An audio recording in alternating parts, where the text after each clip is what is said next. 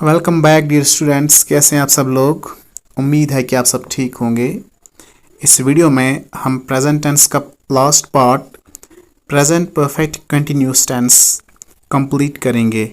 इससे पहले हमने सेपरेट वीडियोस में प्रेजेंट सिंपल टेंस पढ़ा है, प्रेजेंट कंटिन्यूस टेंस भी पढ़ा है और प्रेजेंट परफेक्ट टेंस भी कंप्लीट किया है। चलो स्टार्ट करते हैं। अगर आप पास्ट में कोई काम शुरू करते हो, कोई एक्शन करना स्टार्ट करते हो, जैसे कि अगर आपने पास्ट में खेलना शुरू किया और आप अभी भी खेल रहे हो, या पास्ट में आपने पढ़ना स्टार्ट किया। पास्ट का मतलब कि फॉर एग्जांपल अगर अभी 7 बजे हैं तो आपने 4 बजे पढ़ना शुरू किया, तो आप अभी भी पढ़ रहे हो। 4 बजे आपने खेलना शुरू किया और अभी भी खेल रहे हो, मतलब वो कोई भी एक्शन जो आपने पास्ट में स्टार्ट किया और अभी भी कर रहे हो, प्रेजेंट में भी कर रहे हो, अभी कंटिन्यूटी में कर रहे हो, वो सभी actions present perfect continuous tense से डिनोट होते हैं। जैसे कि this tense shows the action which started in the past and is still continuing. Past में कोई एक्शन स्टार्ट किया, अभी भी कंटिन्यू है।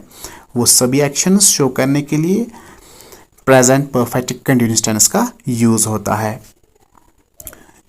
उसके बाद हम सेंटेंस स्ट्रक्चर पे आते हैं।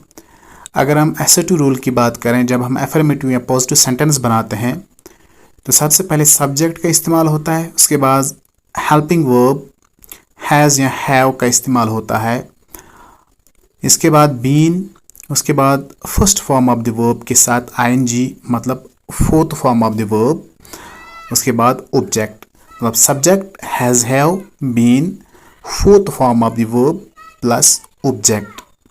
For example, she has been writing a letter, कि वो एक लेटर लिख रही है, मतलब उसने पास्ट में लेटर लिखना स्टार्ट किया, अभी भी लिख रही है। अगर हम इसमें टाइम भी ऐड करें तो हम ऐसा बोलेंगे कि अगर वो फॉर एग्जांपल 4 बजे से लेटर लिख रही है, हम ऐसा लिखेंगे she has been writing a letter since 4 o'clock, कि वो 4 बजे से लेटर लिख रही है और अभी भी लिख रही है।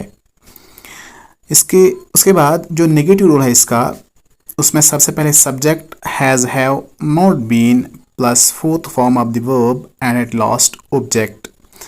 Example, she has not been writing a letter, कि वो लेटर नहीं लिख रही है। उसके बाद इंटरोगेटिव रूल, जब आपको क्वेश्चन बनाना होगा तो सिंपली सबसे पहले आप हेल्पिंग वर्ब का यूज़ करोगे, उसके बाद सब्जेक्ट, उसके साथ been, fourth form of the verb and last पे object. For example, has she been writing a letter. उसके बाद इंटरोगेटिव नेगेटिव रूल, जैसे हम पढ़ते आ रहे हैं प्रीवियस वीडियोज़ में कि इंटरोगेटिव को भी जब आपको नेगेटिव बनाना हो तो हैज़, हैव, उसके बाद she, not been, fourth form of the verb, उसके बाद object. For example, has she not been writing a letter. अगर हम इसके साथ टाइम क्लॉज भी ऐड करें, जैसे कि she has been writing a letter since 4 o'clock। Since का इस्तेमाल तब होता है जब हम पास्ट में किसी फिक्स टाइम की बात करते हैं। यहाँ पे मैंने आपको ये बोला कि वो एक फिक्स टाइम 4 बजे से लेटर लिख रही है, तो यहाँ पे सिंस का इस्तेमाल होगा। अब जब भी हमें ड्यूरेशन की बात करनी हो, जैसे कि अगर मैं ये बोलूँ कि वो 1 घंटे से या 2 घंटे से लेटर लिख रही है, जब मैं ड्यूरेशन की बात करूं तब मैं सिंस का इस्तेमाल नहीं करूंगा, तब मुझे फॉर का इस्तेमाल करना होगा।